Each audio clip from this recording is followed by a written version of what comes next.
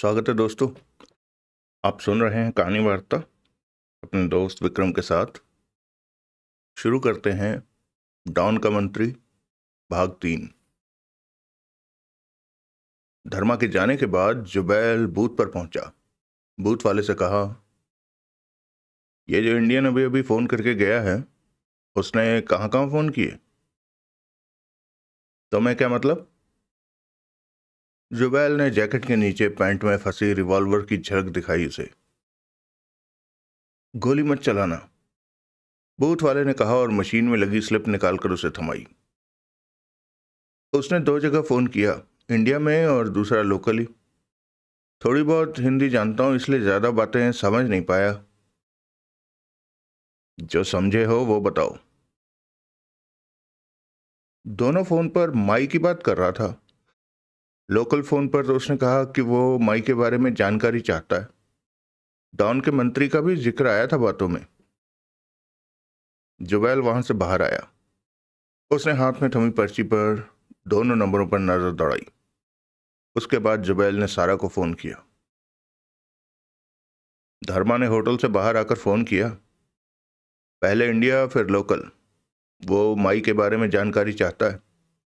उसकी बातों में डॉन के मंत्री का भी जिक्र आया था। इसका मतलब वो माई के बारे में जानकारी चाहता है? सारा की आवाज आई। हाँ, जिसे उसने फोन किया है वो बताएगा या बता चुका होगा। धर्मा ने जहां फोन किया वो नंबर है तुम्हारे पास? हाँ। नंबर से उस जगह का पता करो और मालूम करो कि उसने किससे बात की। जिससे बात की उसे खत्म कर दो। ठीक है, तुम उन पर नजर रखो। ये काम अपने किसी आदमी के हवाले कर दो। ऐसा ही करता हूं, जुबैल ने कहा और फोन बंद करके दूसरा नंबर मिलाने लगा। अगला दृश्य। धर्मा वापस होटल पहुंचा और राघव और एक्स्ट्रा को मुस्तफा से हुई बात बताई। तो नवाब अंसारी को दुबई में डॉन का मंत्री कहा जाता है? एक्स्ट्रा कड़वे स्वर में कह उठा। हाँ, यही मुस्तफा ने कहा। मुस्तफा यहां क्या करता है? अभी उससे कोई बात नहीं हुई। माई का जिक्र आते ही वो सतर्क हो गया था। बोला बैठ के बात करेंगे। तो चले मुस्तफा के पास, राघव बोला। वो अलरिगा रोड 4 नंबर में रहता है। हमें दुबई में सतर्क रहना होगा। यहां माई ने किस तरह पैर फैला रखे हैं पहले ये समझना है। मेरे ख्याल में दुबई में माई कोई पंगा खड़ा न करती होगी। क्यों? इंडिया से फरार है वो, दुबई में ठिकाना है। यहां पंगा करेगी तो दुबई पुलिस से बचना कठिन हो जाएगा। वह मैं तुम्हारा, माई जैसे लोग हर जगह अपना रंग बिखेरते हैं। राघव उठते हुए बोला। चलो मुस्तफा से बात कर लें। अगला दृश्य। आरडीएक्स अलरिगा रोड पहुंचे, टैक्सी छोड़ दी और 4 नंबर तलाश करने लगे। जल्दी ही उन्हें 4 नंबर मिल गया। वो एक फ्लैट था। यहां हर तरफ फ्लैट बने हुए थे। 4 नंबर पहली मंजिल पर था। वो सीढ़ियां चढ़ने लगे। तभी उन्हें सीढ़ियां उतरते 2 आदमी दिखे। वो जल्दी में लग रहे थे और तेजी से सीढ़ियां उतर रहे थे। एक स्थानीय था और दूसरा हिंदुस्तानी था। हिंदुस्तानी के हाथ में रिवॉल्वर थमी थी जिस पर साइलेंसर लगा था। उन्हें ऊपर आते पाकर उसने रिवॉल्वर को अपने कपड़ों में छिपा लिया था, परंतु आरडीएक्स ने रिवॉल्वर की झलक पा ली थी। वो दोनों पास से निकल गए। आरडीएक्स ठिठके। उनकी नजरें मिल गई। गड़बड़ लग रही है, धर्मा बोला। इन दोनों में कोई मुस्तफा तो नहीं? एक्स्ट्रा बोला। ऊपर चलो, पता चल जाएगा। मुस्तफा को इस वक्त मेरा इंतजार करते होना चाहिए, धर्मा सोच भरे स्वर में बोला। या फिर किसी जरूरी काम से जाना पड़ गया होगा। वो तीनों सीढ़ियों से पुनः ऊपर चढ़े। पहली मंजिल पर पहुंचे। बिना किसी परेशानी के ही सामने 4 नंबर फ्लैट नजर आ गया। दरवाजा खुला हुआ था और उस पर 4 नंबर चिपका हुआ था। एक्स्ट्रा ने आगे बढ़कर खुले दरवाजे से भीतर झांका और वहां लगी कॉल बेल बजाई। बेल बजने की आवाज सुनाई दी, लेकिन कोई आहट नहीं उभरी। आरडीएक्स भीतर प्रवेश कर गए। हर तरफ शांति छाई हुई थी। कोई है? राघव ऊंचे स्वर में बोला। तभी भीतर से कोई चीज गिरी, फिर शांति छा गई। आरडीएक्स की नजरें मिली। मुझे कुछ ठीक नहीं लग रहा। धर्मा के माथे पर बल उभरे। हमारे पास रिवॉल्वर भी नहीं है, एक्स्ट्रा ने कहा। वो दोनों आदमी यहां से तो नहीं गए? राघव आगे बढ़ा। यह कमरा छोटा सा ड्राइंग रूम था। उसने दूसरे कमरे में झांका तो ठिठक कर रह गया। यह बेडरूम था और बेड पर लाश पड़ी थी। 3 गोलियां उसकी छाती पर लगी स्पष्ट नजर आ रही थी। खून अभी अभी बहता महसूस हो रहा था। खून अभी भी बहता महसूस हो रहा था, यानी कि ताज़ा लाश थी। सीढ़ियों पर जो मिले थे वो इसी की हत्या करके वहां से निकल रहे थे। राघव फौरन पलटा। यहां लाश है, अभी अभी गोलियां मारी गई हैं। एक्स्ट्रा और धर्मा ने भी लाश देखी। राघव पूरे फ्लैट की तलाशी लेने लगा।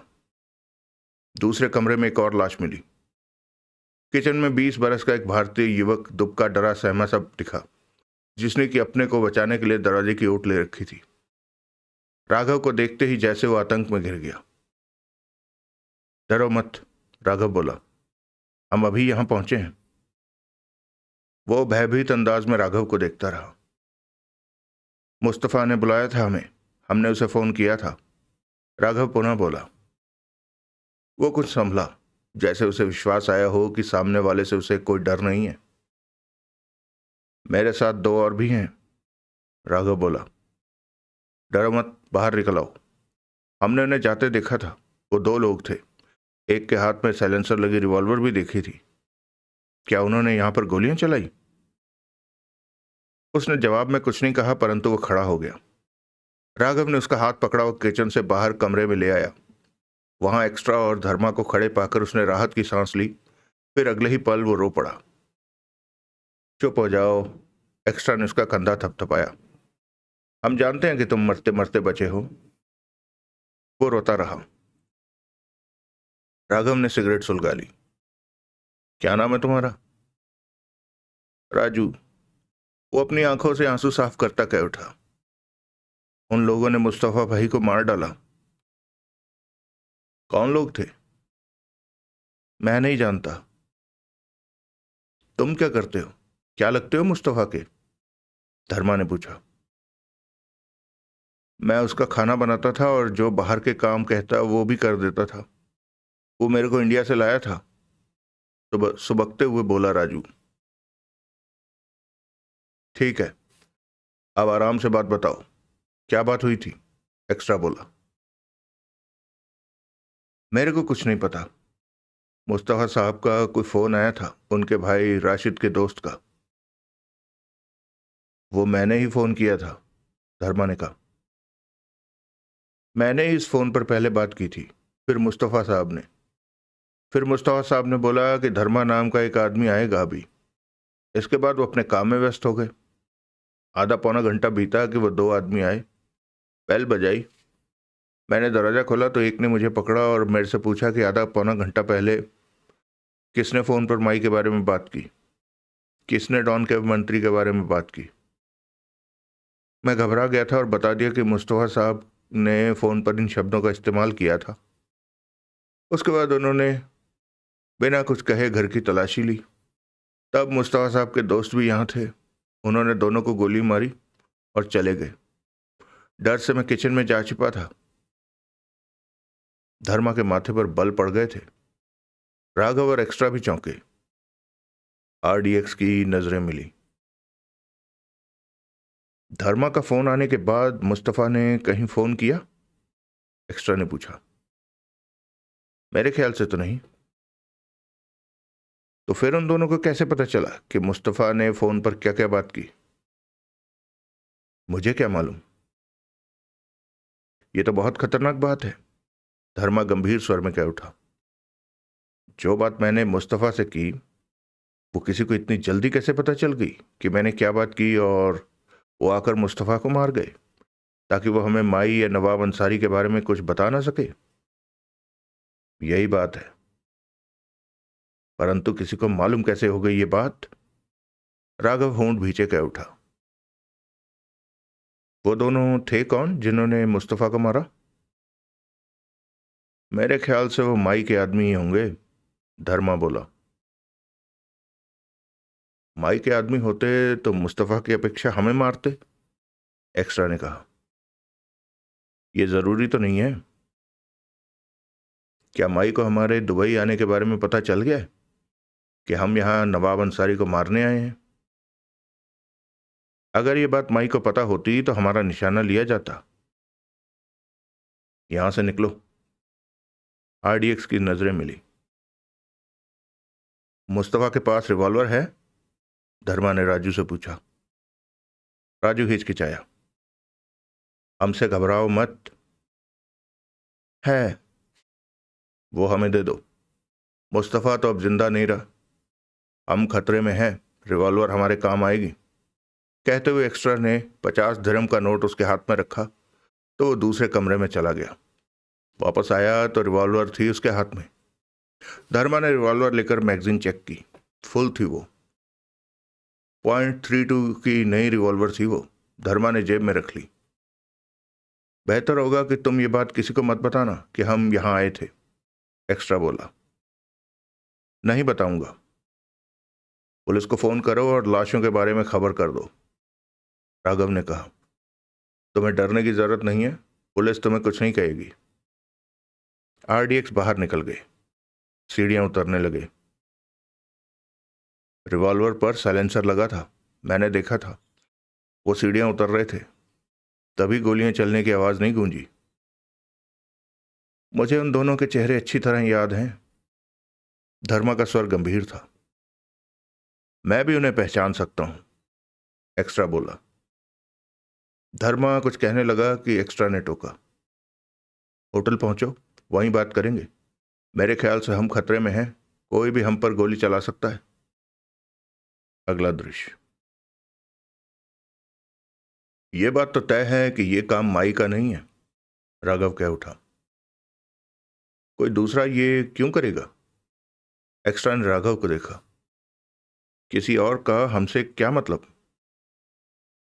धर्मा के चेहरे पर सोच के भाव थे। वो दोनों को देख रहा था। तीनों इस वक्त होटल के कमरे में मौजूद थे। सबसे खास बात तो यह है कि किसी को कैसे पता चला कि धर्मा ने मुस्तफा से क्या बात की। अगर हमने होटल से फोन किया होता तो यह सोचा जा सकता था कि हमारी लाइन पर किसी ने बात सुन ली हो, परंतु फोन तो होटल से बाहर से किया था। क्यों धर्मा? हाँ, बाहर से किया था, धर्मा बोला। आरडीएक्स एक दूसरे को देखने लगे। माई इस मामले में होती तो मुस्तफा के साथ साथ हमें भी मारना पसंद करती, एक्स्ट्रा ने कहा। अभी कौन सा देर हो गई है? माई हुई तो वो कभी भी हम पर हमला कर सकती है, धर्मा बोला।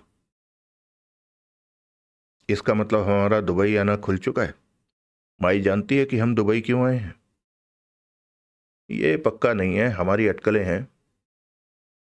लेकिन कोई तो है जो हमारे बारे में जानता है। हाँ, कोई तो है।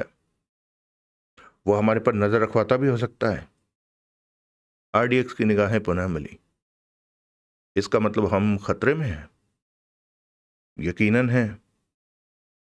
तभी डोरबेल बजी। तीनों सतर्क हुए। मैं देखता हूं, धर्मा ने उठते हुए कहा और जेब में से रिवॉल्वर निकालकर दरवाजे की तरफ बढ़ा। एक्स्ट्रा और राघव की निगाह उसी पर थी। कौन? धर्मा ने दरवाजे के पास पहुंचकर शांत स्वर में पूछा। अबू, तारा ने फोन देने को भेजा है, बाहर से आवाज आई। धर्मा ने सावधानी से दरवाजा खोला तो देखा सामने पतला और लंबा व्यक्ति कमीज पैंट पहने खड़ा है। धर्मा को देखते ही मुस्कुराया और हाथ में थमा लिफाफा उसकी तरफ बढ़ाया। इसमें 3 मोबाइल फोन हैं। धन्यवाद, धर्मा ने उसे देखते हुए कहा। अबू मुस्कुराया और पलटकर चला गया। धर्मा ने दरवाजा बंद किया और लिफाफे से मोबाइल फोन निकालकर तीनों ने ले लिए। एक दूसरे के फोन पर डायल करके फोन के नंबरों को पहचाना। वैसे साथ में एक कागज की स्लिप भी थी जिस पर फोन नंबर लिखे हुए थे। तुमने फोन कहां से किया था? होटल के बाईं तरफ मार्केट है, वहां से, धर्मा बोला। तुम्हारी बातें किसी ने सुनी? शायद, धर्मा सोच भरे स्वर में बोला। दुकान वाले ने सुनी हो सकती हैं। तो उसी से बात बाहर गई है। मुझे नहीं लगता। मुझे लगता है, एक्स्ट्रा उठते हुए बोला। उसने तुम्हारी बातें सुनी। वो माई का आदमी है या किसी और का आदमी है, वो हमारे बारे में अच्छी तरह जानता है। तुमने मुस्तफ़ा के जिस नंबर पर फ़ोन किया, वो नंबर उसके पास रिकॉर्ड में रहा होगा। नंबर से मुस्तफ़ा का ठिकाना जाना जा सकता है। ये बात हो सकती है, राघव ने कहा। उस दुकानदार से बात करते हैं, धर्मा ने सिर हिलाया। राघव, तुम होटल में ही रहो, कमरा खाली छोड़ना ठीक नहीं है। हम अभी वापस आते हैं। अगला दृश्य। एक्स्ट्रा और धर्मा वापस उसी फोन वाले की दुकान पर पहुंचे। दुकानदार पहले की ही तरह अकेला बैठा था। धर्मा को पुनः आया पाकर वो सतर्क हो गया। हेलो, लगते तो दुबई के हो, धर्मा मुस्कुराकर बोला। हिंदी भी अच्छी जानते हो? ज्यादा नहीं जानता, थोड़ी बहुत सुन समझ और बोल लेता हूं। मेरी बातें तुमने सुनी जो फोन पर मैंने की थी, और वो बातें तुमने आगे किसी को बताई? धर्मा मुस्कुरा रहा था। वो चौंका। नहीं, मैंने कुछ नहीं कहा, वो जल्दी से बोला। नहीं सुनी बातें? किसी को नहीं बताई? धर्मा की आवाज कठोर हुई। नहीं, मैंने नहीं। धर्मा ने पैंट की जेब से रिवॉल्वर निकाली। रिवॉल्वर देखते ही वो आदमी तेज स्वर में बोला, गोली मत चला देना। उसने भी मुझे रिवॉल्वर दिखाई थी। किसने? जब उसने जल्दी से 2 गहरी सांसें ली। तुम फोन पर बात करके गए थे तो वो आया था। उसने पूछा कि तुम फोन पर क्या बात कर रहे थे। मैंने बता दिया कि माई और डॉन के मंत्री का जिक्र कर रहे थे तुम। धर्मा ने गहरी सांस ली। आगे बताओ, एक्स्ट्रा बोला। आगे कुछ भी नहीं। वो उस पर्ची को लेकर चला गया जिन 2 नंबरों पर इन्होंने फोन किया था। वो घबराया सा कह उठा। उसे पहचानते हो? वो कौन था? नहीं। पहले कभी देखा उसे? नहीं, लेकिन वो मुझे खतरनाक लगा था। धर्मा ने अपनी रिवॉल्वर वापस रख ली और बोला, अब वो फिर तुम्हारे पास आए तो कहना हम उसे तलाश कर रहे हैं। कह दूंगा। एक्स्ट्रा और धर्मा दुकान से बाहर आ गए। एकाएक धर्मा ठिठका। कुछ दूरी पर उसे जुबैल खड़ा दिखाई दिया। उसे ध्यान आया कि जब वो पहली बार फोन करने आया था तब भी इस आदमी को यहीं पास ही देखा था। वो सतर्क हो उठा। एक्स्ट्रा, वो देख, पीली स्कीवी वाला। हाँ, एक्स्ट्रा ने उसे देखा। जब मैं पहले फोन करने आया था तब भी इसे देखा था। ये हमारा पीछा करता हो सकता है। हाँ, देखते हैं। धर्मा और एक्स्ट्रा जुबैल की तरफ बढ़े। जुबैल ने भी उन्हें अपनी तरफ आते देख लिया। वो अपनी जगह पर ही रहा। तुम मेरा पीछा कर रहे हो? धर्मा ने पास पहुंचते ही कहा। जो बात करनी है यूं ही कर लो। जुबैल ने धर्मा को घूरा और बोला, मैं तुम्हारा पीछा क्यों करूंगा? 2 घंटे पहले जब यहां फोन करने आया तो तब भी तुम्हें अपने पास ही देखा था। ये जगह तुम्हारे बाप की है? इसका जवाब तुम्हें तब दूंगा जब तुम तीसरी बार मेरे आसपास दिखोगे, धर्मा ने तीखे स्वर में कहा। जुबैल शांत सा खड़ा दोनों को देखता रहा। धर्मा और एक्स्ट्रा वहां से आगे बढ़ गए। जुबैल ने जेब से फोन निकाला और सारा का नंबर मिलाया। बात हो गई। आरडीएक्स को इस बात का शक हो गया कि मैं उन पर नजर रख रहा हूं। उन पर नजर रखने के लिए दूसरा बंदा लगा दो, तुम हट जाओ, सारा की आवाज कानों में पड़ी। ठीक है। जुबैल ने फोन बंद करके जेब में रखा और उसी दुकान की तरफ बढ़ गया। दुकान में पहुंचा तो दुकानदार उसे देखकर सकपका उठा। तुम? वो दोनों तुम्हें ही ढूंढ रहे थे? क्यों? वो मुझसे पूछ रहे थे कि मैंने उनकी बात सुनकर किसी को बताई क्या? तो तुमने क्या कहा?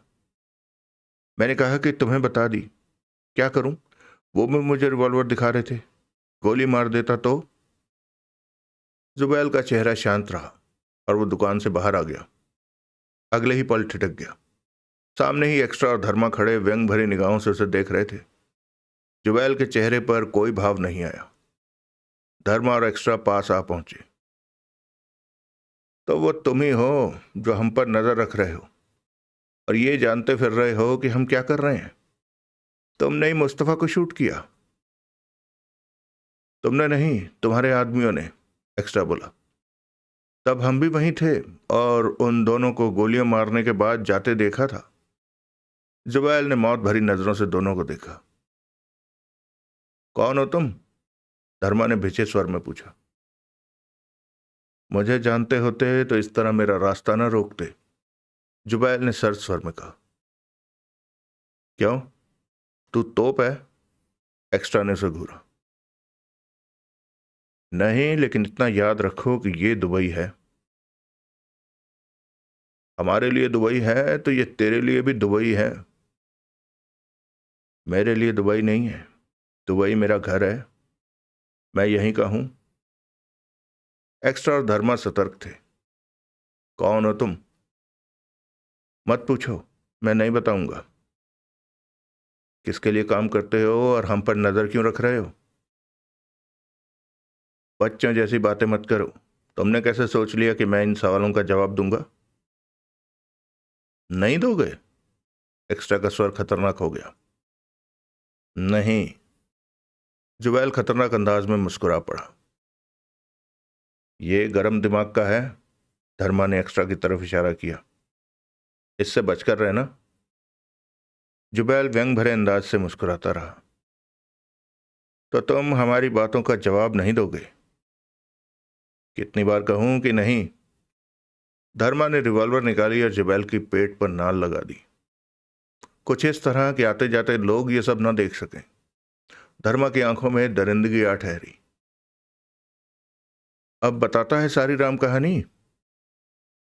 जुबैल ने दाई बांह उठाई ऊपर की तरफ और खास ढंग से हिलाई। बच्चे हो अभी तुम, जुबैल बांह नीचे करता हुआ बोला। मुझसे मत उलझो। हमें जानता है। आरडीएक्स हो तुम लोग। फिर भी तेरे को हमारा डर नहीं? ये दुबई है। यहां मरोगे तो तुम लोगों की लाशों को पहचानने वाला कोई नहीं मिलेगा, जुबैल ने कड़वे स्वर में कहा। किस्मत वाले हो कि तुम लोगों को खत्म करने को नहीं कहा गया, वरना अब तक मर चुके होते। मैं गोली चलाने जा रहा हूं। धर्मा गुर्रा उठा। जरूर चलाओ, लेकिन अपने आसपास देख लो। धर्मा और एक्स्ट्रा की नजरें घूमी। दो आदमी उन्हें अपनी तरफ आते दिखे। दोनों के हाथ जेबों में थे। ये मेरे आदमी हैं, जिन्हें सिर्फ गोली चलाना आता है। मेरी तरह बात नहीं करते, जुबैल ने सख्त स्वर में कहा। वो दोनों बेहद करीब आकर रुक गए थे। क्या बात है? एक ने दोनों को घूरते हुए जुबैल से पूछा। मेरे ख्याल से तो सब ठीक है, जुबैल ने कहा। इसने तुम पर रिवॉल्वर लगा रखी है?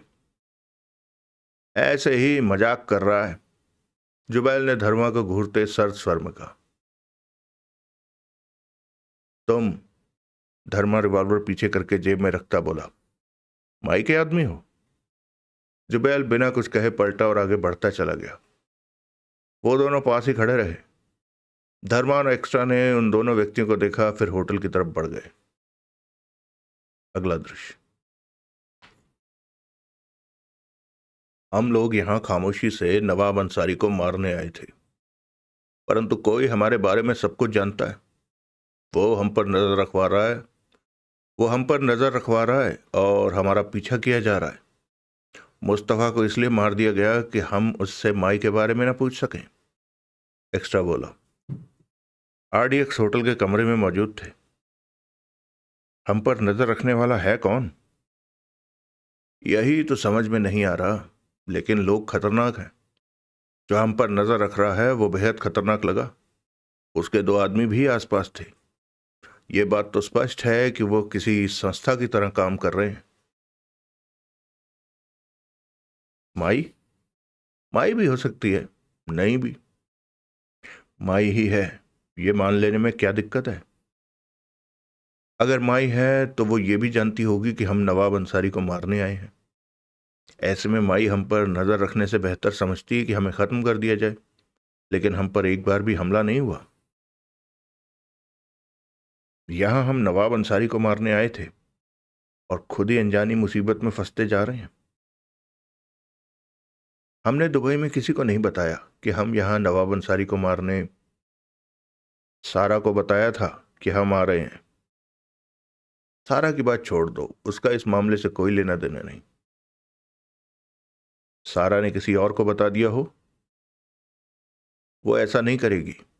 फिर किसी को हमारी हरकतों में क्या दिलचस्पी? कोई तो है ही जो पंगा ले रहा है। मेरे ख्याल से हमें खामोशी से होटल छोड़ देना चाहिए। इस तरह कि जो हम पर निगाह रख रहे हों वो गच्चा खा जाए। मुझे ये आसान नहीं लगता कि हम नजर रखने वालों की नजर से बच पाएंगे। कोशिश करेंगे तो बच निकलेंगे। मैं होटल के रिसेप्शन पर बिल तैयार करने को कहता हूं, राघव ने कहा और फोन की तरफ बढ़ गया। धर्मा ने फोन निकाला और नंबर मिलाने लगा। किसे? रशीद को। उसे बता तो दूं कि उसका भाई नहीं रहा, धर्मा ने गंभीर स्वर में कहा। कुछ ही देर में रशीद से धर्मा की बात हो गई। एक बुरी खबर है तुम्हारे लिए, धर्मा बोला। जानता हूं उस बुरी खबर को, रशीद का गुस्से से भरा स्वर सुनाई दिया। राजू का कुछ देर पहले फोन आया था। मुस्तफा मेरा भाई था। मैं रात की फ्लाइट से दुबई पहुंच रहा हूं। ओह, क्या हुआ था? धर्मा ने फोन पर रशीद को सारी बात बताई। जिसने भी मुस्तफा को मारा खामखा मारा। मैं रात को मैं रात को पहुंच जाऊंगा दुबई। तुम अपना फोन नंबर दो। धर्मा ने अपना फोन नंबर दिया और फोन बंद कर दिया। राघव पास आता कह उठा, रिसेप्शन से कहा गया है कि हमारा बिल उन्हें एडवांस में मिल गया। हम जब तक चाहें यहां रह सकते हैं। सारा? हाँ, उसी ने दिया होगा। ये 5 स्टार होटल है। सारा नर्स है। उसे इतना पैसा देना भारी पड़ा होगा, धर्मा ने कहा। वो हमारे एहसान को भूली नहीं। जो भी हो, यह पैसा हम उसे दे देंगे। सारा से बात करूं? एक्स्ट्रा बोला। उसे होटल छोड़ने के बारे में भी बता देंगे। गलती मत करना। क्यों? एहतियात के तौर पर हम किसी को नहीं बताएंगे कि हम होटल छोड़ने जा रहे हैं। क्या पता हमारे बारे में बात कहां से निकली, जबकि हमने सिर्फ सारा को बताया था कि हम दुबई आ रहे हैं, राघव ने कहा। ठीक है, हम अपने सामान के साथ होटल के पीछे वाले हिस्से से निकलेंगे, उस रास्ते से जिसे होटल के कर्मचारी इस्तेमाल करते हैं। हम लोग अलग अलग निकलेंगे और मध्यम दर्जे के होटल में ठहरेंगे। जो पहले होटल पहुंच ले वो दूसरे को फोन पर होटल के बारे में बताएगा कि उसने होटल तलाश कर लिया। फिर बाकी दोनों भी वहां पहुंच जाएंगे। ठीक रहेगा। रशीद को मुस्तफा की मौत का पता चल गया है। वो आज रात दुबई पहुंच रहा है, धर्मा ने राघव से कहा। अगला दृश्य। रशीद का विमान रात को दुबई इंटरनेशनल एयरपोर्ट पर पहुंचा। वहां से उसने टैक्सी ली, अलरिगा रोड 4 नंबर फ्लैट पहुंचा। उसके चेहरे पर गुस्सा भी था और दुख भी। राजू ने दरवाजा खोला। क्या हुआ था मुस्तफा को? रशीद ने छूटते ही पूछा। मुझे नहीं पता, 2 आदमी आए और उसे गोली मार दी, राजू घबरा कर बोला। लाश कहाँ है? रशीद फ्लैट में चक्कर लगाता कह उठा। पुलिस ले गई, पोस्टमार्टम होगा। बहुत तकलीफ हुई होगी उसे मरते हुए। राजू ने सूखे होंठों पर जीभ फेरी। जिन्होंने गोली मारी वो दोनों देखने में कैसे थे? रशीद ने गुस्से से पूछा। मैं उन्हें ठीक से देख नहीं पाया, बहुत घबराया हुआ था, राजू ने डरे स्वर में कहा। उल्लू का पट्टा, रशीद ने गुस्से से कहा और फोन की तरफ बढ़ गया। कुछ देर तक रशीद नंबर मिलाता रहा, फिर बात हो गई। हेलो, नींद से भरा स्वर कानों में पड़ा। जगतार। रशीद, सपाट से नींद के भाव हट गए। तू किधर है? अभी दुबई पहुंचा हूं, रशीद ने भीचे स्वर में कहा। मुस्तफा को गोली मार दी किसी ने? जानता हूं, उसके साथ मरने वाला बंसी था, वो तब मुस्तफा के पास बात करने गया था। कौन थे जिन्होंने गोली मारी? मैं पता लगा रहा हूं, परंतु अभी तक पता नहीं चला। और तू चैन की नींद सो रहा है, इधर मेरे भाई को मार दिया गया। कभी कभी ऐसी बातें पता करने में वक्त लगता है, बहुत सफाई से गोलियां मारी गई हैं। मुस्तफा का किसी से पंगा चल रहा था? सब ठीक था। तो फिर मुस्तफा को क्यों क्यों मारा? इन्हीं सवालों का जवाब मेरे आदमी ढूंढ रहे हैं, पता चल जाएगा। जगतार का गंभीर स्वर उसके कानों में पड़ा। रशीद ने फोन रखा, उसके हाव भाव में क्रोध था। राजू सामने खड़ा था। मेरे लिए कॉफी बना के ला, उल्लू के पट्टे, खड़ा क्या है? राशिद गुर्राया। राजू किचन की तरफ दौड़ा। रशीद दांत भींचे देर तक कमरे में टहलता रहा, फिर रिसीवर उठाकर नंबर मिलाने लगा। दूसरी तरफ बेल होती रही, फिर धर्मा की नींद भरी आवाज सुनाई दी। हेलो, मैं दुबई आ गया हूं, रशीद ने गुस्से से कहा। कहाँ है तू? अल रिग्गा रोड पर, मुस्तफा के फ्लैट पर। सुबह मिलना। तुम लोग कहाँ पर हो? गल्फ ओमान होटल, अबू हली रोड पर, 22 नंबर कमरा। तुम लोगों ने उन्हें देखा था जो मुस्तफा को गोली मारकर जा रहे थे? रशीद बोला। बताई तो थी सारी बात। वो दोनों दिखने में कैसे थे?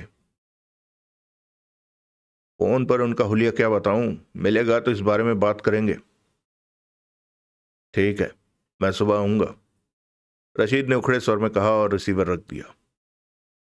अगला दृश्य। रशीद सुबह 9 बजे ही आरडीएक्स के पास पहुंच गया। तीनों उस वक्त नींद से उठे बेड टी ले रहे थे।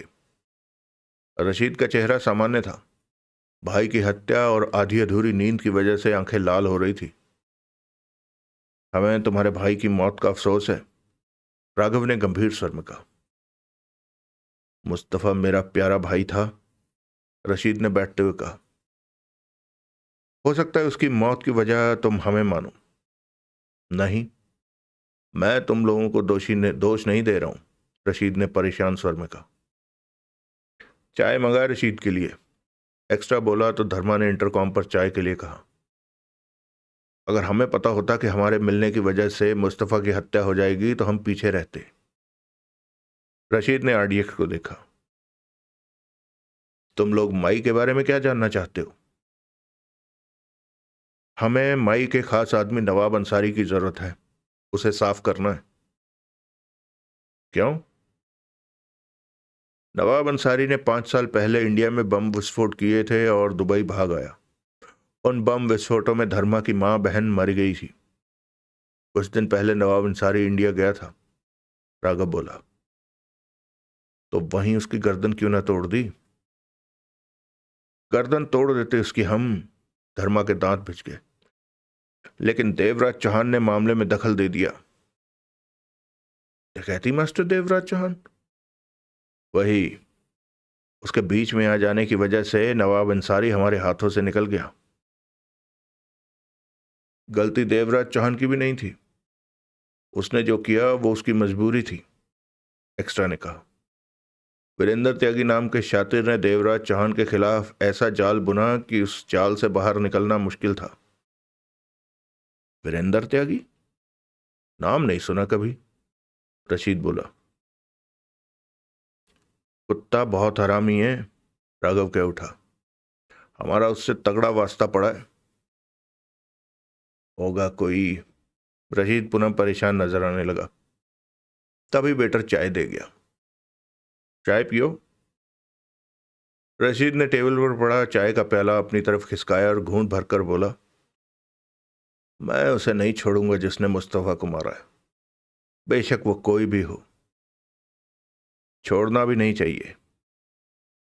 मुझे उन दोनों के हुलिये बताओ जो तुम दोनों को सीढ़ियों पर मिले थे। धर्मा ने उन दोनों के हुलिये बताए। रशीद के चेहरे पर सोच के भाव उभरे।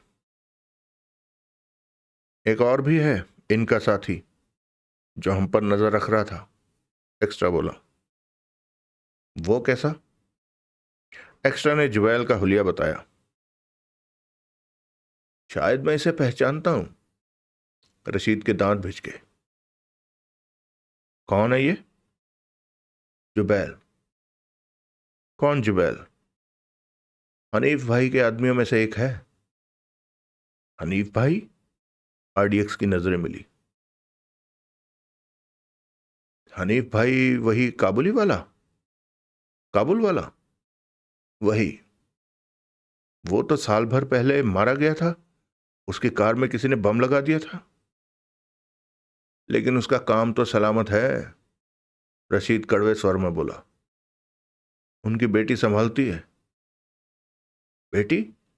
लेकिन उसकी तो कोई औलाद ही नहीं थी, वो अकेला। औलाद मिल गई थी उसे। 2 साल पहले सारा नाम की इंडियन लड़की मिली उसे। सारा? राघव बुरी तरह चौंका। धर्मा और एक्स्ट्रा की हालत भी जुदा न थी। हाँ, सारा ही नाम है उसका। हनीफ भाई ने उसे अपनी बेटी बना लिया। दोनों में अच्छी पटती थी। सारा भी हनीफ के धंधे में उतर गई और उनका काम संभालने लगी। वो तेज है। बहुत तेजी से वो धंधे में आगे बढ़ी। 1 साल में ही हनीफ से तेज हो गई। तभी हनीफ भाई को किसी ने बम विस्फोट में उड़ा दिया और सारा ने सब कुछ संभाल लिया। क्योंकि हनीफ भाई ने सबसे कह रखा था कि सारा ही उसके धंधे को उसके बाद संभालेगी, इसलिए सब ने सारा को बड़ा मान लिया। 2-4 ने एतराज जताया भी तो सारा ने उन्हें मार दिया। इस तरह हनीफ भाई के सारे धंधे सारा देखती है। आरडीएक्स को काटो तो खून नहीं। हक्के बक्के ठगे से एक दूसरे को देख रहे थे। क्या हुआ? क्या मैंने गलत कह दिया? रशीद बोला। तूने अनजाने में हमें वो बात बता दी जो हमें बाद में पता लगती। राघव ने मुंह खोला। मुझे तो अभी भी विश्वास नहीं आ रहा, एक्स्ट्रा व्याकुल सा कह उठा। विश्वास कर, रशीद उसी सारा की बात कर रहा है। यकीन नहीं आता। बात क्या है? रशीद तीनों के चेहरों को देख रहा था। सारा को हम जानते हैं, एक्स्ट्रा बोला। जानते हो? कैसे? रशीद हैरान हुआ। हनीफ भाई भी हमारा यार था। ओ। सारा को हमने ही हनीफ भाई के हवाले किया था कि दुबई में कहीं उसकी नौकरी लगवा दे। ये बात 2-2.5 साल पहले की है। उसके बाद हमने हनीफ भाई और सारा की तरफ ध्यान नहीं दिया, अपने काम में व्यस्त रहे। अब पता चला कि वो दुबई में क्या है। हैरानी है। हमने सारा को ही अपने दुबई आने की खबर दी थी। हमारा पहला ठहरने का इंतजाम उसने ही किया था। रशीद सच में हैरान था। सारा ने ही हम पर नजर रखने को अपने आदमी छोड़ रखे थे। उसे ऐसा नहीं करना चाहिए था। उसने अपनी असलियत छुपाई। आरडीएक्स अभी तक सामान्य नहीं हुए थे। उसी उसी सारा के आदमियों ने मुस्तफा को मारा।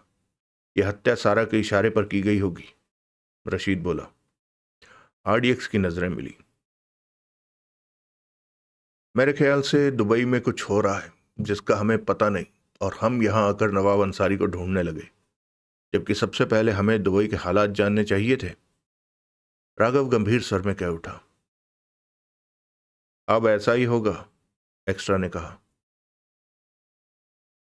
रशीद, सारा और माई में पटती है? नहीं, दोनों का एक दूसरे से कोई मतलब नहीं, रशीद ने बताया। तुम लोग मेरे साथ चलो। कहाँ? तुम लोगों को एक आदमी जगतार से मिलाता हूं। उसे उनके हुलिये बताना जिन्होंने मुस्तफ़ा को गोली मारी थी। वो पहचान जाएगा कि वो लोग कौन हो सकते हैं। वो दुबई का पुराना बंदा है, रशीद बोला। धर्मा ने एक्स्ट्रा को देखकर कहा, सारा को फोन करने की बात करने की जरूरत तो नहीं? नहीं, एक्स्ट्रा ने सख्ती से सिर हिलाया। इस स्थिति में हम सारा से बात नहीं करेंगे। उसने हमसे धोखेबाजी की, इतनी बड़ी बात हमसे छिपा कर रखी। वैसे वो हमारी लगती भी क्या है? कुछ भी तो नहीं, छोटी सी पहचान है। वो जानती थी कि हम मुस्तफ़ा से मिलने वाले हैं और उसने मुस्तफ़ा की हत्या करवा दी। बहुत गलत किया सारा ने। हमारा उससे कोई मतलब नहीं। हम अपने रास्ते पर बढ़ेंगे। अगला दृश्य। 60 बरस का जगतार यूं तो पंजाब से संबंध रखता था, परंतु पिछले 35 सालों से वो तब का दुबई में था जब हिंदुस्तानी अंडरवर्ल्ड की निगाह दुबई पर नहीं पड़ी थी। तब जगतार ने सोना स्मगलिंग का धंधा शुरू किया था। शुरू शुरू में वो सोने के साथ पानी के रास्ते खुद इंडिया आया करता था। जब लिंक बन गए तो अपने आदमियों के हाथों सोना इंडिया भेजने लगा। वहां से दुबई के लोगों की जरूरत का सामान मंगाने लगा। 10 साल सोने का धंधा किया। दुबई में पांव जम गए, नोट भी आ गए और लिंक भी काफी ज्यादा बढ़ गए थे।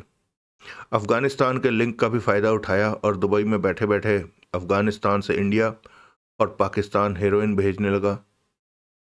खुद दुबई में बैठा रहता, उसके आदमी काम करते। पकड़े जाते तो उसके आदमी, जेल जाते तो उसके आदमी। जगतार के नोटों में बढ़ोतरी होती रही। दुबई में वो नाम वाला बंदा बनता चला गया। कई दुकानें, शोरूम खोल लिए। वो सब अब सुचारू रूप से चल रहे हैं। आदतन धंधे जारी थे। यूं अब उसे पैसे की जरूरत नहीं थी, बहुत कमा लिया था। बीवी और 2 बच्चे परमानेंट इंग्लैंड में रहते थे। बच्चे बड़े हो चुके थे और इन्हें अपने धंधों से दूर रखा था उसने। जगतार का कहना था कि धंधा अलग, परिवार अलग। यूं बहुत कम लोग ही उसके परिवार के बारे में जानते थे, और जो जानते थे वो इस बात से अनजान थे कि उसका परिवार इंग्लैंड में कहाँ रहता है। उसका परिवार कभी भी दुबई नहीं आया था और वो कभी दुबई से सीधा इंग्लैंड नहीं गया था। यानी कि जाता किसी और देश और सावधानी रखते हुए इंग्लैंड पहुंच जाता। जगतार ये बात कभी नहीं भूलता था कि उसके कई दुश्मन हैं और कोई भी उसे मारने में सफल हो सकता है। इंडिया जाने की कभी सोच नहीं सकता था क्योंकि हिंदुस्तानी पुलिस ने उसके खिलाफ ड्रग्स के कई मामले दर्ज कर रखे थे और वो एक वांटेड था। पंजाब जाने की इच्छा कभी कभी जोर मारती थी उसकी। बचपन में जिन गलियों में खेला था उन गलियों में घूमना चाहता था। देखना चाहता था वो कैसी लगती हैं, उसका पंजाब कैसा है। परंतु अपने मन को समझा लेता कि एक बार इंडिया गया तो पुलिस उसे आने नहीं देगी। 60 की उम्र में पहुंचकर दुबई उसे कभी कभी पराया लगता था, जहां वो 35 साल बिता चुका था। रशीद और मुस्तफ़ा की जगतार से अच्छी पटती थी। जगतार पैसे या माल से इन दोनों भाइयों की सहायता भी कर देता था। उनके लिए आज भी ड्रग्स जगतार अफगानिस्तान फोन करके इंडिया भिजवा देता था। आरडीएक्स रशीद के साथ टैक्सी में एक ऐसी इमारत में पहुंचे जो कि 12 मंजिला थी। यह इमारत शेख जायद रोड पर थी। टैक्सी छोड़ी और वो भीतर की तरफ बढ़ गए। यह व्यवसायिक केंद्र था। प्रवेश गेट के पास ही इंडेक्स बोर्ड लगा था जिस पर भीतर काम करने वाली कंपनियों के नाम और उनका फ्लोर और ऑफिस नंबर लिखा हुआ था। लिफ्ट से वो तीसरी मंजिल पर पहुंचे। इस इमारत में भीड़ थी और आने जाने वाले लोग ज्यादा थे। दिन के 12 बज रहे थे। जगतार यहां मिलता है, एक्स्ट्रा बोला। ये उसका खुफिया ठिकाना है, हर कोई नहीं जानता यहाँ के बारे में। तुम कैसे जानते हो? वो मुझ पर और मुस्तफ़ा पर विश्वास करता है। हमारा रिश्ता बढ़िया है। बंदा कैसा है जगतार? बहुत बढ़िया। उसके बारे में मैं काफी कुछ रास्ते में बता चुका हूँ।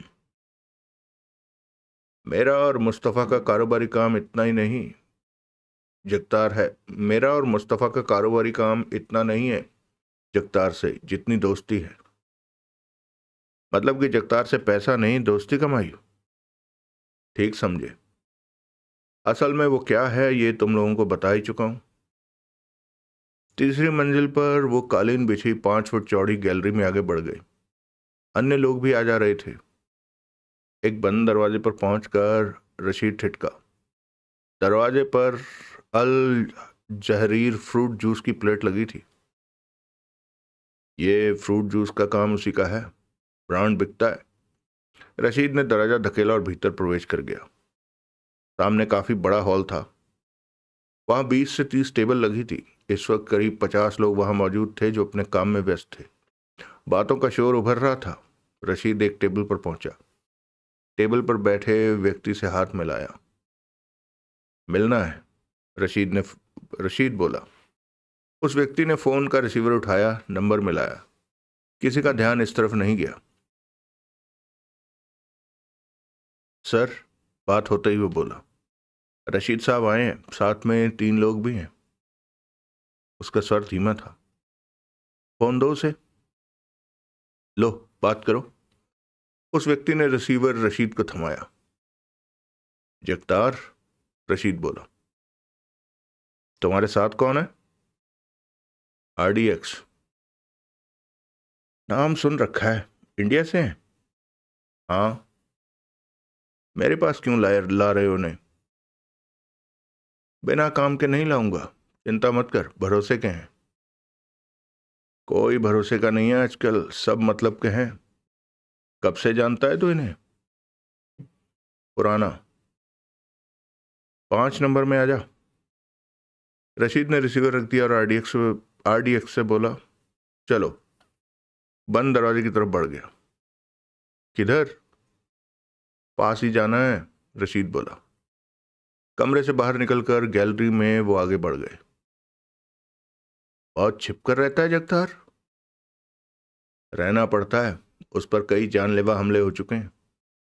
अब तक उसका कोई एक ठिकाना नहीं है। तो दुबई छोड़ दे। नहीं छोड़ता। कहता है मैं डरकर भागने वाला नहीं। रशीद ने गंभीर स्वर में कहा। तो जल्दी मरेगा। आसानी से मरने वाला नहीं है जगतार। लिफ्ट से वो 5वीं मंजिल पर पहुंचे। फिर 5वीं मंजिल पर एक ऐसे दरवाजे पर रुके जिस पर चार्टर्ड अकाउंटेंट की पट्टी लगी थी। रशीद RDX के साथ दरवाजा खोलकर भीतर प्रवेश कर गया। यह 10 बाई 12 का कमरा था। एक युवक युवती अपने अपने टेबलों पर काम में व्यस्त थे। RDX फौरन ताड़ गए कि व्यस्तता तो बहाना है। उनकी पैनी निगाह RDX का निरीक्षण कर रही थी। कैसे हो तुम दोनों? रशीद दोनों पर नजर डालकर मुस्कुराया। ठीक है। तुम कैसे आए? जगतार से पूछो, उसने बुलाया है। इन तीनों की तलाशी ले सकते हैं? युवती ने शांत स्वर में कहा। जरूरत तो नहीं है, मन हो तो ले लो। युवती आगे बढ़ी, सावधानी से तीनों की तलाशी ली। धर्मा से रिवॉल्वर मिला जिसे लेकर वो पीछे हट गई। बोली, जाओ। रशीद आगे बढ़ा और साथ लगता दरवाजा खोलकर भीतर प्रवेश कर गया। RDX उसके साथ थे। अगला दृश्य। किसी को बताने की जरूरत नहीं है कि हमारा सारा के साथ कोई वास्ता रहा है, एक्स्ट्रा धीमे स्वर में बोला। ठीक है।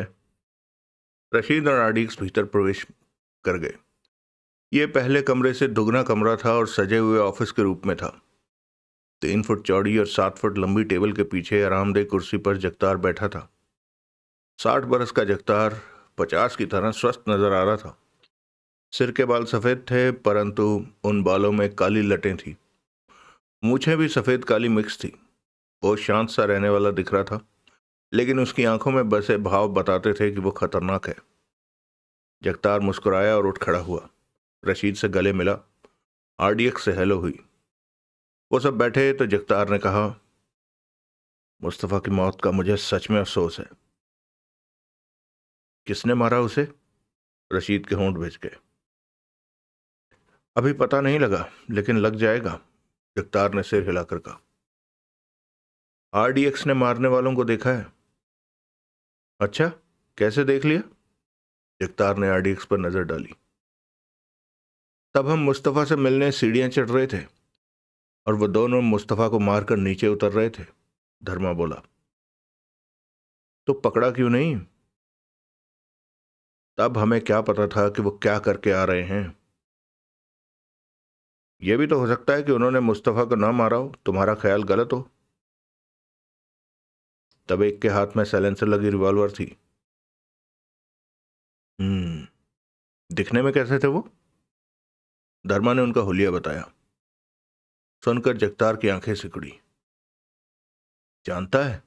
रशीद ने पूछा। एक को, अबू नाम है उसका, सारा का आदमी है वो। रशीद ने फौरन आरडीएक्स को देखा।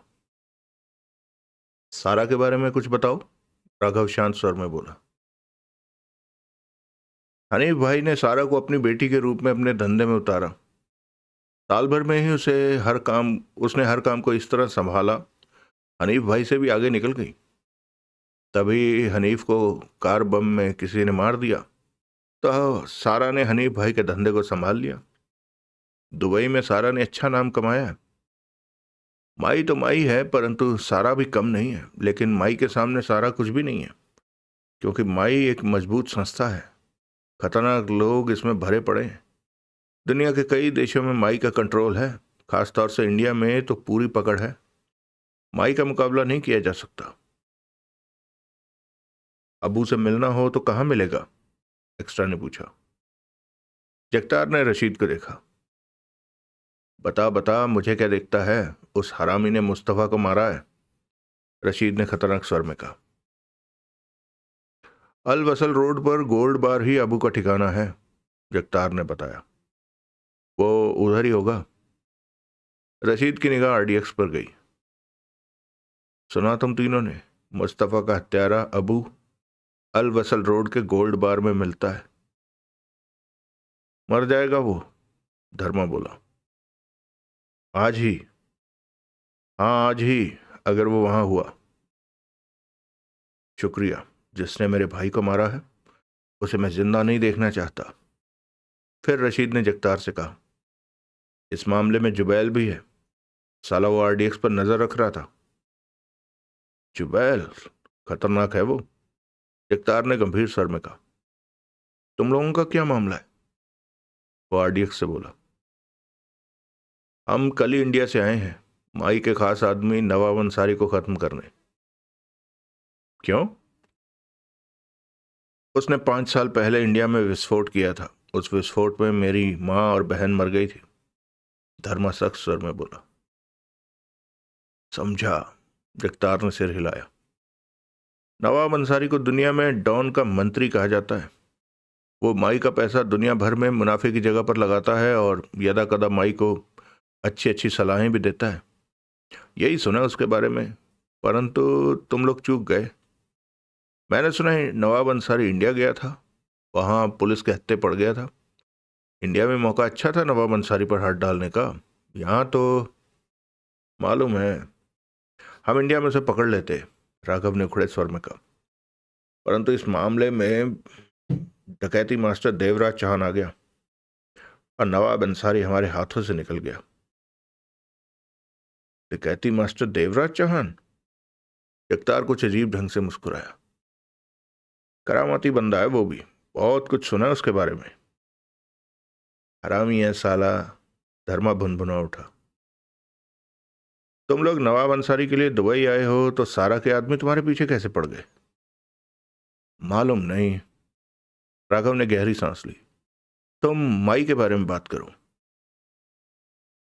दुबई में रहकर माई के बारे में बात नहीं की जाती।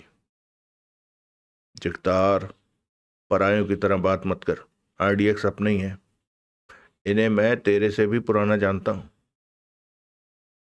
बात खुल गई तो माई मेरा पत्ता साफ कर देगी। बात नहीं खुलेगी, एक्स्ट्रा क्या उठा।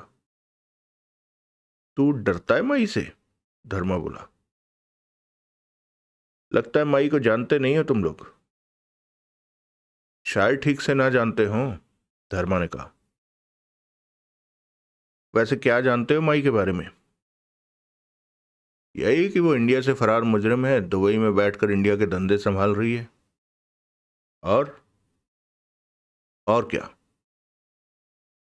माई के बारे में इतना ही जानते हो? जगतार ने गंभीर स्वर में कहा।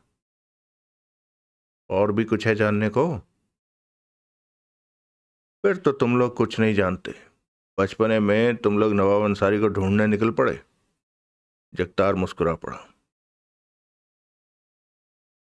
आरडीएक्स की नजरें मिली। क्या खास है माई में? एक्स्ट्रा ने पूछा।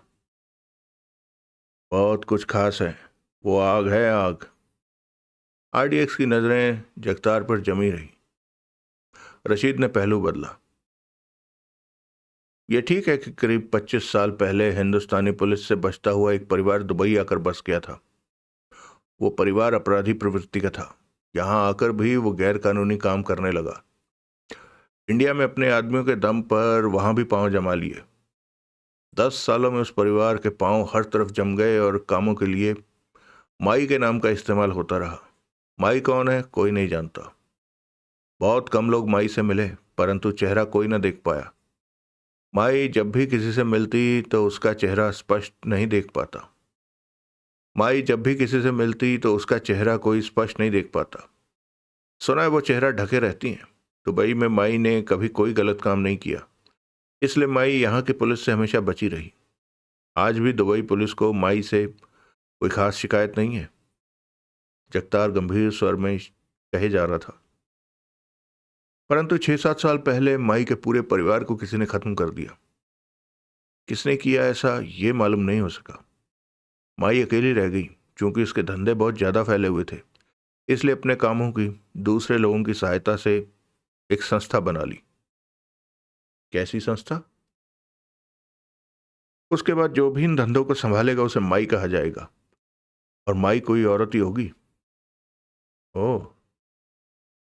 माई अपना चेहरा छिपाकर रहेगी, सारे काम संभालेगी। माई की पहचान के लिए उसने हीरे की 8 नगों वाली अंगूठी तैयार करवाई है। सुना है वो कीमती अंगूठी है। जिसके पास वो अंगूठी होगी उसे माई माना जाएगा, उसे ही माई माना जाएगा। यानी कि माई की पहचान वो अंगूठी है? राघव ने पूछा। हाँ, वैसी अंगूठी तो कोई भी बना सकता, उससे कोई फायदा नहीं होगा। जगतार ने सिर हिलाया। क्योंकि अंगूठी के भीतर कोई खास निशान बना हुआ है जिसे माई के चंद खास आदमी ही पहचानते हैं। उससे पता लगाया जा सकता है कि अंगूठी असली है या नकली। ये तो खतरनाक बात है, एक्स्ट्रा बोला। इत्तेफाक से वो अंगूठी किसी के हाथ लग सकती है, तो क्या उस स्थिति में वो माई समझी जाएगी? ये तो माई बनने का आसान रास्ता है। आसान नहीं है, क्योंकि कोई नहीं जानता माई कौन है। मान लो किसी ने माई को मार दिया, वो अंगूठी किसी को ना मिली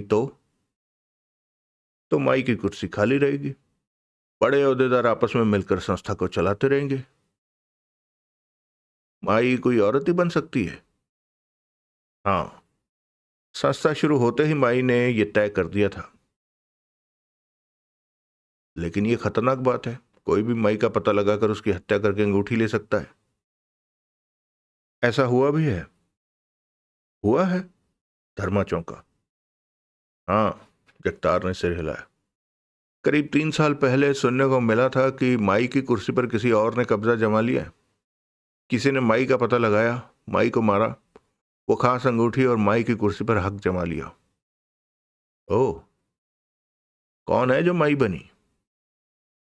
माई जो भी बनेगी वो गुप्त रहेगी, छिपी रहेगी। संस्था के यही उसूल है, सिर्फ उसका नाम चलता है। अजीब उसूल है। अजीब नहीं है, जगतार बोला। जब अप, जब अपराध का घराना जब अपराध का घराना जरूरत से ज्यादा खतरनाक हो जाए तो ये सब इंतजाम करने पड़ते हैं। माई की दौलत इतनी है कि दुनिया के हर हिस्से में बड़े बिजनेस में अपने पांव पसार चुकी है। ऐसे में बड़े का नाम एक ही होना चाहिए। बार बार नाम बदलेंगे तो धंधा कमजोर पड़ता जाएगा। बाजार में अब साख माई के नाम की है, बेशक माई कोई भी रहे। तुम्हारा मतलब कि माई के धंधे में माई बदल जाती है, उसके लोग बदल जाते हैं? परंतु धंधा शांत ढंग से चलता रहता है? राघव ने पूछा। हाँ, नामी बैंक की तरह कर्मचारी आते जाते रहते हैं, परंतु बैंक का कार्य सामान्य रूप से चलता रहता है।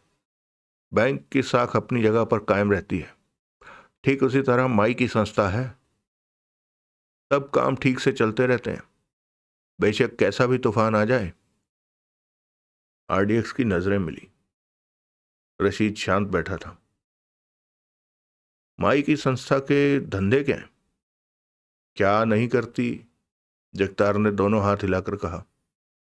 ड्रग्स, हथियार, अपहरण, हत्याओं के बड़े ठेके लेना, किसी भी देश के बड़े व्यक्ति को मारने के लिए बड़ी दौलत देना, कीमती जायदादों पर कब्जे जमाना, यानी कि हर गैर कानूनी कारोबार दुनिया के हर देश में।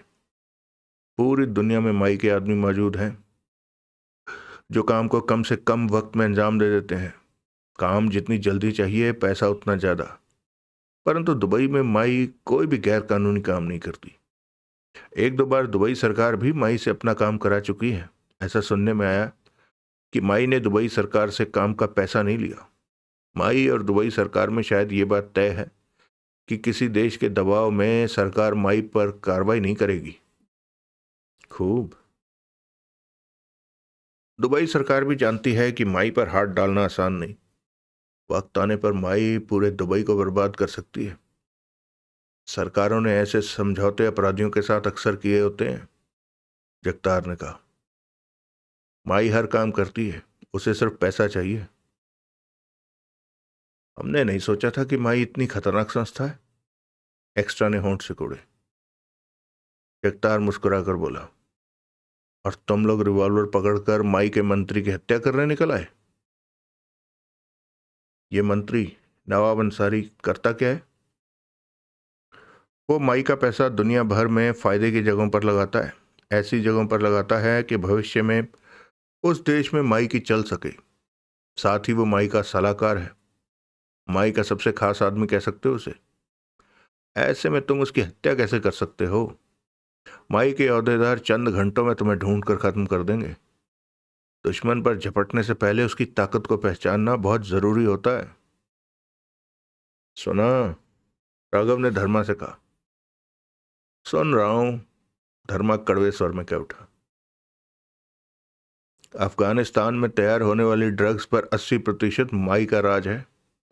कौड़ी के भाव वहां से ड्रग्स खरीदकर यूरोप और अमेरिका में भिजवाती है, जहां बहुत मोटे पैसे उसे मिलते हैं। पाकिस्तान को हाल ही में गुप्त रूप से हथियार बेचे हैं, जो कि रूस से चोरी से खरीदे थे। ऐसा कोई काम नहीं जो माई न करती हो। राघव ने सिगरेट सुलगा ली। गंभीर वातावरण था कमरे का। दुबई में माई का ठिकाना कहाँ है? एक्स्ट्रा ने पूछा।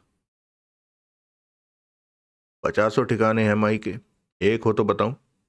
हर जगह उसके आदमी काम करते हैं, ऑफिस खोल रखे हैं, हजारों कर्मचारी लेन देन का पूरा हिसाब रखते हैं। माई में बेपनाह ताकत है। जगतार ने गहरी सांस ली। माई के खास खास आदमी कौन है?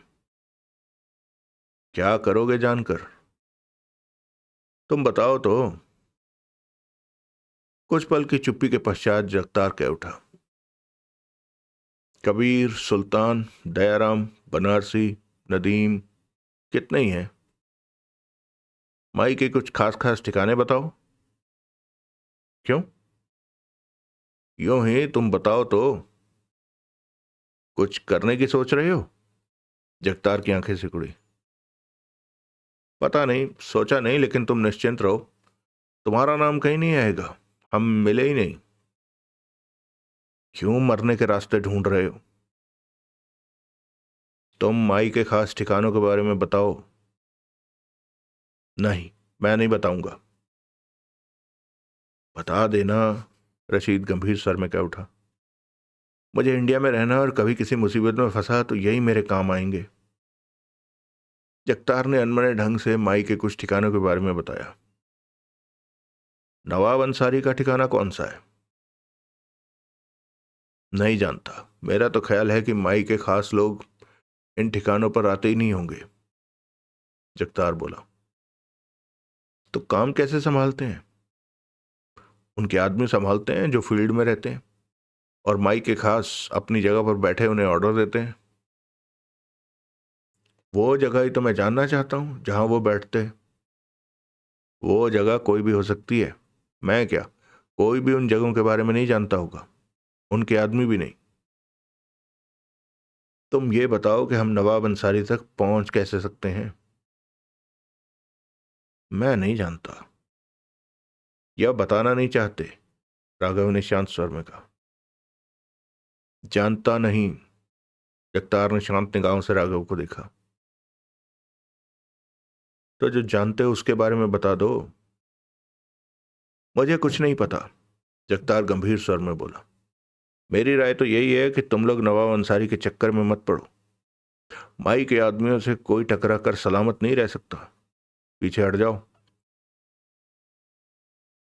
नवाब अंसारी ने तुम्हारी मां बहन को मारा होता तो क्या तुम भी ऐसा ही करते?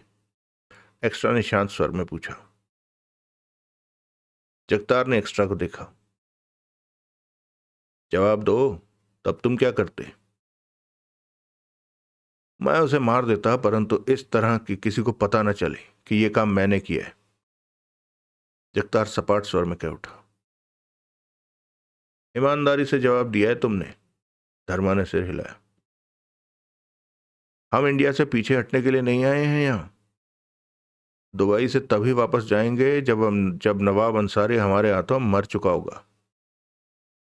यह कठिन काम है, जगतार ने कहा। नामुमकिन तो नहीं है। शायद नामुमकिन ही है, जगतार ने सिर हिलाया। तुम लोग माई के लोगों के हाथों मारे जाओगे। तभी रशीद कह उठा। पहले मेरा काम कर दो ताकि मैं इंडिया चला जाऊं। कौन सा काम? अबू, उसने मुस्तफा को मारा है। उसे मारो ताकि मेरे दिल। सुना? राघव ने धर्मा से कहा। सुन रहा हूं। ताकि मेरे दिल को ठंडक मिल सके। वसल रोड पर बने बार में वो मिलेगा। वहां ना हो तो उसके आने का इंतजार कर लेना। उसे खत्म करके मेरे भाई का मौत का बदला लो। चल। एक्स्ट्रा ने धर्मा और राघव को देखा। पहले रशीद को फारिग कर दें, हमारा काम तो लंबा चलेगा। चलिए दोस्तों, इस बात को यहीं रोकते हैं। कहानी अच्छी है। कुछ जरूरत से ज्यादा नहीं स्ट्रॉन्ग संस्था बता दी कि भाई साहब एक अंगूठी उसके अंदर। ऐसा पॉसिबल हो सकता है? अच्छा, फिर इस तरह की ऑर्गेनाइजेशन के नीचे आप सोचो, एक ऐसी ऑर्गेनाइजेशन है और उसके नीचे, मतलब आप ऐसा सोचो कि हम्म, क्या कहूँ मैं, किस कैसे कंपेयर कैसे करें इसे। इसे कंपेयर करते हैं कि मतलब एक रिलायंस फ्रेश का स्टोर है, हाँ?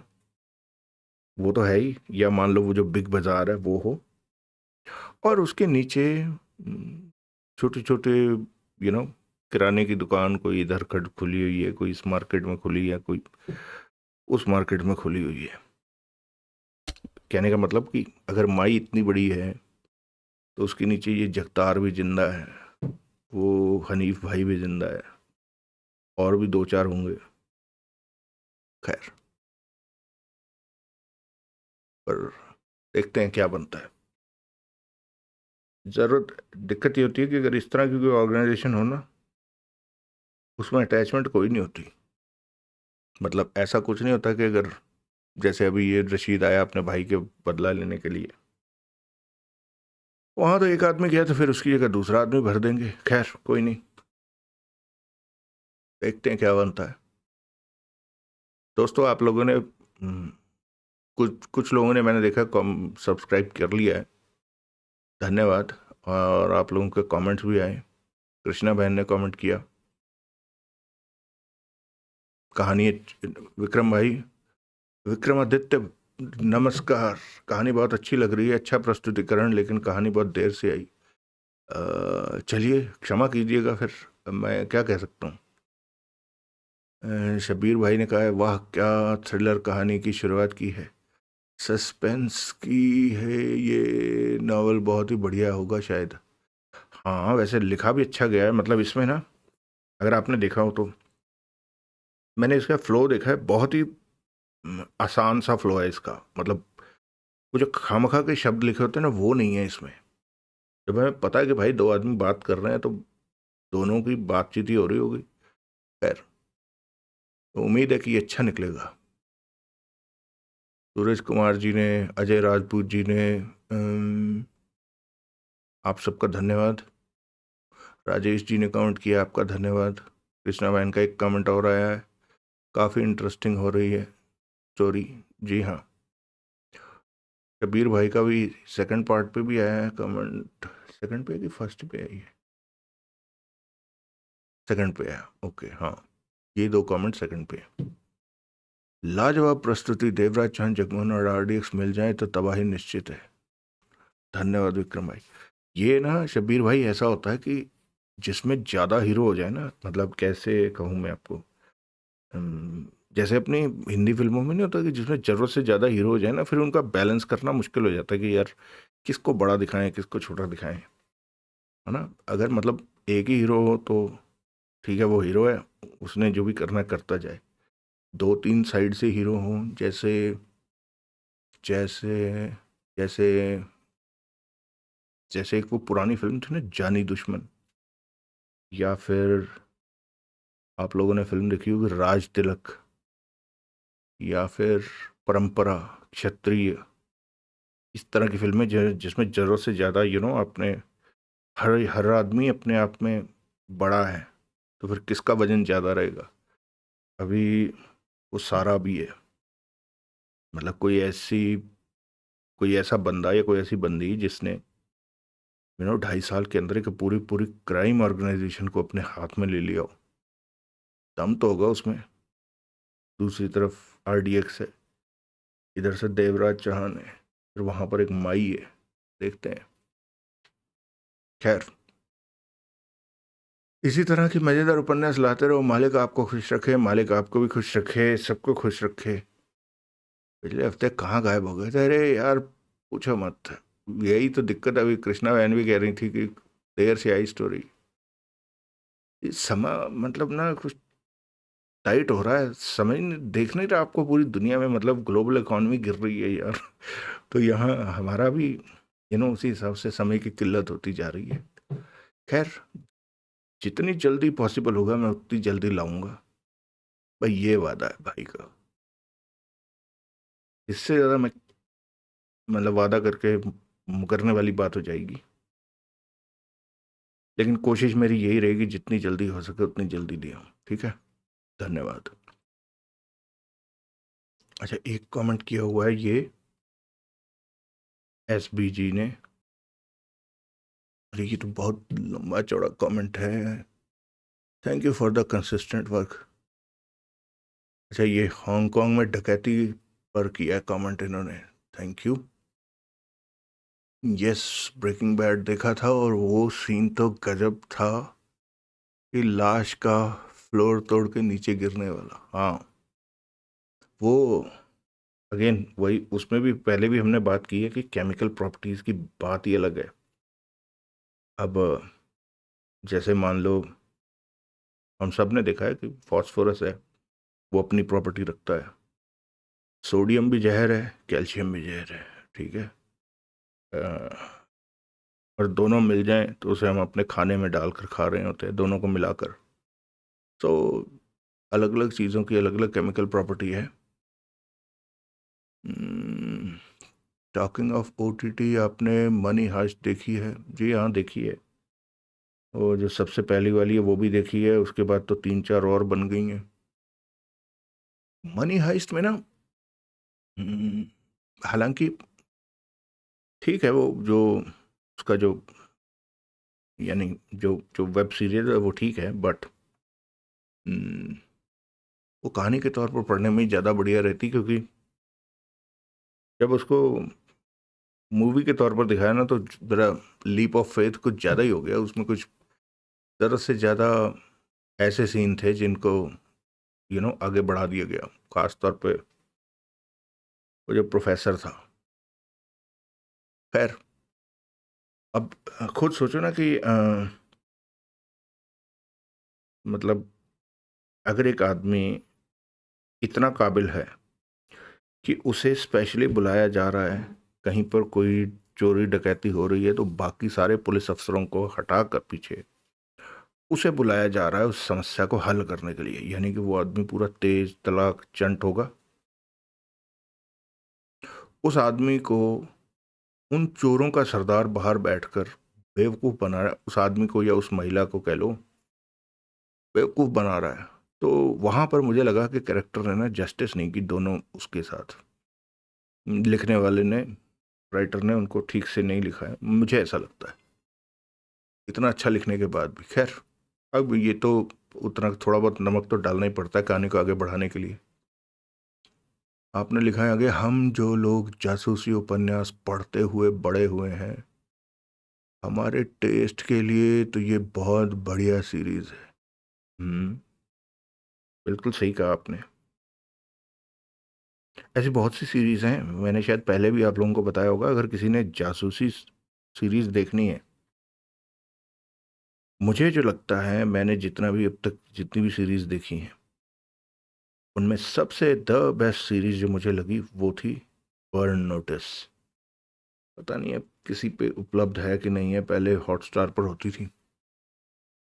बर्न नोटिस में मतलब उसमें उसकी ब्यूटी क्या है, उसमें एक तो 40 मिनट का एक एपिसोड है। एक कहानी तो वो होगी जो 40 मिनट के एपिसोड में ख़त्म होगी, फिर एक वो कहानी होगी जो एक पूरे सीज़न में ख़त्म होगी, फिर एक वो कहानी है जो उस 8 सीज़न को आपस में लेकर चल रही, यानी एक ही एपिसोड में 3 तरह की कहानियाँ। यानी वो 8 सीज़न चला वो पूरा का पूरा जो सीरीज़ थी, तो एक पूरी कहानी चली पहले सीज़न से लेकर 8वें सीज़न तक। फिर हर एक सीज़न की अपनी कहानी है एक, जो कि उन दोनों से अलग है, उन दोनों का कोई बीच नहीं। और फिर हर एपिसोड की एक अलग कहानी होती है जो जिनका इन दोनों से कोई वो ताल्लुक नहीं है, प्लस उसके अंदर बहुत कुछ लर्निंग है। वो जब आप देखेंगे तब आपको पता चलेगा। खैर, स्पेशली द फर्स्ट सीज़न, और मैंने तो तब तक डकैती वाले देवराज चाहन के नावल नहीं पढ़े थे। मुझे उस दौर में एसएमपी ही सबसे अच्छा लगता था। मैंने कभी कोशिश भी की तो कोई और लेखक अपील नहीं किया। वैसे मैंने किसी और को ज़्यादा पढ़ा भी नहीं, एक आध पढ़ा, वो अनरियलिस्टिक ओल्ड मैटिक लगा तो बस बंद ही कर दिया। इसके पीछे ना मुझे जो लगता है, ये अपना अपना सबका अपना अपना कारण हो सकता है, लेकिन जो मुझे लगता है जो मेरा कारण है, एक अवेलेबिलिटी। ठीक है, हर सबसे पहले तो जो किताब की जो क्वालिटी होती थी, as it is called pulp fiction. और मैंने देखा है हम हिंदी में ना, हम अपने हमने हिंदी का कोई सम्मान नहीं रखा, उसको सबने ट्रांसलेट कर दिया वर्ड टू वर्ड लुगदी साहित्य। लुगदी साहित्य कहने का मतलब, अब लुगदी साहित्य का मतलब क्या हुआ कि या वो लुगदी पे या जो घटिया क्वालिटी का पेपर होता है उस पर छपता है। और आप लोगों ने देखा होगा कि उस पेपर को ना हाथ लगाते हुए आदमी को अजीब सा लगता है। उसके कंपैरेटिवली आप एसएमपी की कहानी को उठाएंगे तो वो थोड़े अच्छे पेपर पे छपी होती थी, तो एक तो वो रीज़न होता था। दूसरा जो है, इसमें मुझे लगता है वे मतलब लोगों को कुछ और ना पढ़ने की तरफ सरकाने में वेद प्रकाश शर्मा जी का बड़ा हाथ है। वो मैं किस लिए कह रहा हूँ, वो मैं इसलिए कह रहा हूँ उनकी किताबों के ऊपर ना जो जो वो था, एक वेद प्रकाश शर्मा और वेद प्रकाश कंबोज, दोनों की ही उनकी किताबों के ऊपर की जो तस्वीर और उसके अंदर की जो भाषा शैली है, उसमें ना थोड़ा सा वो आम आदमी के ना पसंद आने वाली नहीं है। अपना अपना टेस्ट होता है, लेकिन मुझे नहीं लगता। और इसीलिए हालांकि पढ़ने वालों ने पढ़ा है, उसका एक कारण ये भी है कि कुछ था ही नहीं पढ़ने के लिए, ठीक है ना। अब एसएमपी ने भी बथेरा लिखा है, लेकिन सारे मिलजुल के कारण बनते हैं। पैसा भी, किताब महंगी भी नहीं होनी चाहिए, छपी भी अच्छी होनी चाहिए। अब छपी अच्छी के हिसाब से क्या मतलब होता है कि अभी जैसे हमने इसमें देखा था, इस किताब में दो दो बारी एक ही पेज वापस आ जा रहा है, यानी पिछला पेज फंसा हुआ है आगे जाकर। तो इस तरह की बहुत सारी घटिया काम रहे होते हैं, जिस वजह से किताब की क्वालिटी गिर जाती है। खैर, वैसे मैंने ज़्यादा पढ़ने की कोशिश में, although I didn't come across Devraj Chauhan who seems to be different. Ajay different है तभी तो हम देवराज चौहान की कहानियाँ पढ़ रहे हैं। मैंने आपको पहले बताया ना कि जब आदमी एक दो कहानी पढ़ता है ना, तो उसको समझ में आता है कि यार, हालांकि, चलो मैं आपको पूरा कमेंट पढ़ के सबको बता दूं। Although I didn't come across Devraj Chauhan who seems to be different, amazing person, एक फ्रेंड को बचाने के लिए क्या क्या रिस्क ले रहा है, जबकि सोहनलाल ने बिना उसकी नॉलेज के ये असाइनमेंट लिया था। उसकी कोई जिम्मेदारी नहीं बनती। बट होते हैं ऐसे कुछ इंसान, कैरेक्टर वाले लोग, देवराज चांद जैसे। सही कहा। और ना भी होते हों तो हम चाहते हैं कि ऐसे लोग हों।